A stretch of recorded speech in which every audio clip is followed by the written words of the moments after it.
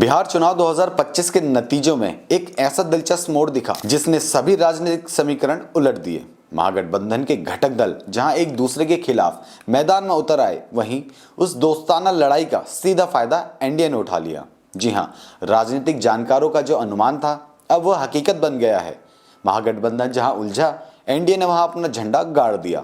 नतीजा यह हुआ कि सभी 11 सीटें जहां भीतर खाने की फाइट चली, सीधी चली गई एनडीए की झोली में। नमस्कार, ये है हमारा बिहार और मैं हूं संदीप बिष्ट। आज बात करेंगे उस चुनावी खेल की जिसने दिखा दिया कि राजनीति में तालमेल टूटे तो जीत का रास्ता बदल जाता है।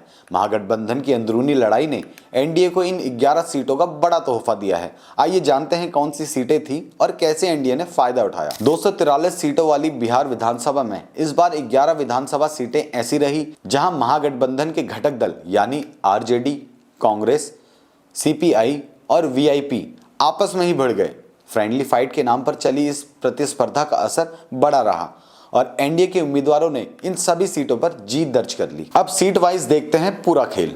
वैशाली सीट, यहां राजद और कांग्रेस आमने सामने थे। जेडीयू के सिद्धार्थ पटेल ने आरजेडी के अजय कुमार को करीब 32,590 वोटों से हराया। कांग्रेस और सीपीआई ने एक दूसरे को चुनौती दी और जेडीयू उम्मीदवार महेंद्र राम ने कांग्रेस की प्रतिमा कुमारी को 48,189 वोटों से हराया। बेलदौर सीट, कांग्रेस बनाम इंडियन इंक्लूसिव पार्टी, जेडीयू के पन्ना सिंह पटेल ने 35,175 वोटों के अंतर से जीत दर्ज की।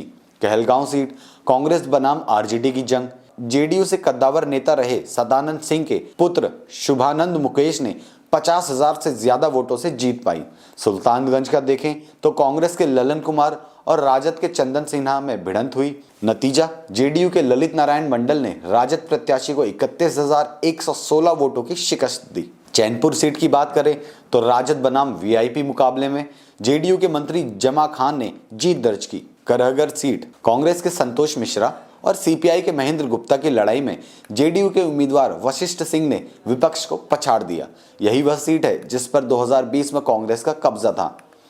बिहार शरीफ सीट की बात करें तो कांग्रेस और सीपीआई में जंग चली। बीजेपी के मंत्री डॉक्टर सुनील कुमार ने कांग्रेस उम्मीदवार को 29,168 वोटों से हराते हुए लगातार छठी जीत दर्ज की। बछवाड़ा सीट की बात करें तो युवा कांग्रेस के नेता शिव प्रकाश दास और सीपीआई के अवधेश राय मैदान में थे, लेकिन भाजपा के सुरेंद्र मेहता ने 15,841 वोटों के अंतर से जीत हासिल की। नरकटियागंज सीट से कांग्रेस और राजद दोनों ने अपने अपने उम्मीदवार उतारे।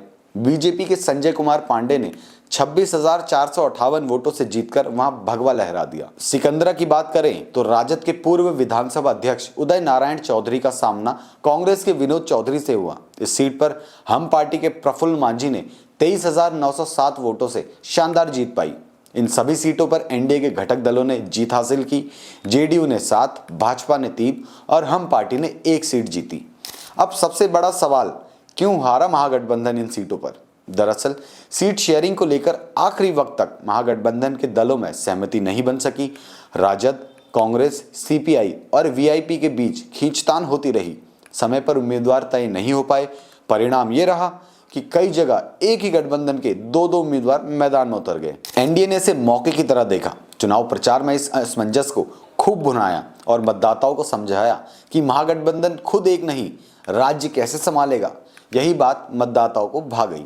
इस फ्रेंडली फाइट ने न सिर्फ एनडीए को फायदा दिया बल्कि महागठबंधन की एकजुटता पर भी सवाल खड़ा कर दिया। तो दोस्तों, बिहार चुनाव 2025 का ये अध्याय साफ दिखाता है कि राजनीति में दोस्ताना फाइट सीधे राजनीतिक नुकसान में बदल सकती है। महागठबंधन जहां एकजुटता साबित करना चाहता था, वहीं अंदर के मनमुटाव ने उसकी 11 सीटें छीन ली। आप बताइए, क्या यह गलती महागठबंधन के आने वाले चुनावों में भारी पड़ेगी? और क्या एनडीए इस लय को अगले विधानसभा में बनाए रख पाएगा? अपने विचार हमें कमेंट में जरूर बताएं। वीडियो को शेयर कीजिए और सब्सक्राइब कीजिए हमरा बिहार को। धन्यवाद।